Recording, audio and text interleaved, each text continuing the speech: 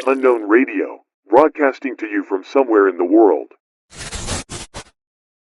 Imagine a building that doesn't exist on any map, a place hidden in plain sight, where time and space don't play by the rules we know. A place so secret that only a select few ever glimpse it, and even fewer return. Tonight, you're invited to step into that world. Meet Ethan Clark, an ordinary man leading an ordinary life, until he receives an invitation to the impossible. A mysterious address, a vanished entrance, and a chance to discover a realm that seems to exist outside of reality itself. But once he enters, there may be no going back. Tonight, journey with Ethan as he steps through the mirror into the unknown and finds himself at the mercy of a world beyond our own. Where shadows shift, glass walls tremble, and something ancient stirs, watching from the edges. Curious? Then stay with us. Because once you see the glass horizon, you may not be able to look away. The Glass Horizon Part 1. In the middle of Manhattan, amidst towering skyscrapers and bustling streets, there exists a place that no one speaks of, a building that doesn't show up on any map, no records in city archives. Those who stumble upon it either never return or come back changed, haunted by something they can't explain. Ethan Clark, a tech consultant with a quiet life and a love for routine, wasn't someone who believed in urban legends. But that changed the day he received a mysterious invitation, a sleek black card with golden lettering that simply read, "You've been chosen." The Glass Horizon awaits. Midnight, 432 Fifth Avenue. He assumed it was some exclusive event, a high-end networking affair. Curious and slightly intrigued by the mystery, Ethan found himself standing in front of 432 Fifth Avenue at exactly 11:59 p.m. He checked his watch. Oddly enough, there was no building, just a sleek, mirrored wall reflecting the city's lights. No sign of an entrance. But as the clock struck midnight, the reflection in the mirror shimmered. It rippled like water, and before his eyes, an entrance materialized out of thin air. A chill ran down his spine.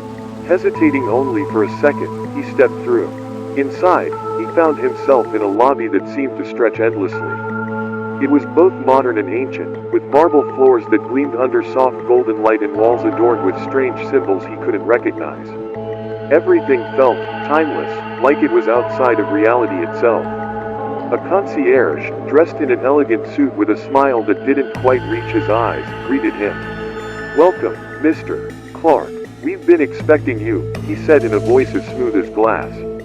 Ethan hadn't mentioned his name, but before he could ask how they knew him, the concierge continued. "Please, follow me to the viewing deck." Ethan followed, but his unease grew with every step. They walked down a long corridor, and something felt off. Each step seemed to echo longer than it should, like the hallway was distorting.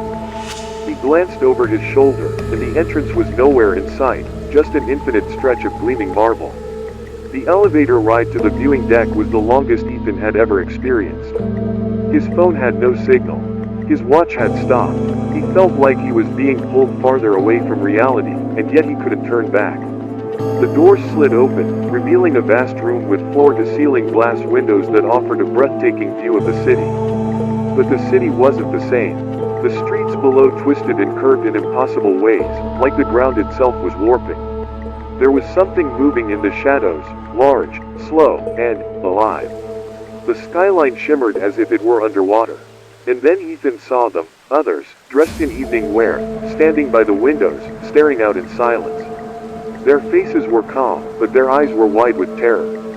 They had been here too long. Suddenly, the concierge appeared beside him, his voice low. "You're now part of the horizon, Mr. Clark. Once you've seen it, you cannot leave. You're bound to this place, unless, of course, you find the key."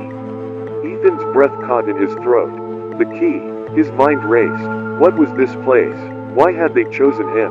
Before he could ask, the lights flickered, and the glass walls began to tremble. Something was coming. Something that lived within the glass horizon itself. It was searching, and if it found him, he wouldn't be leaving at all. To uncover the secrets of the Glass Horizon and learn Ethan's fate, subscribe and stay tuned for part 2.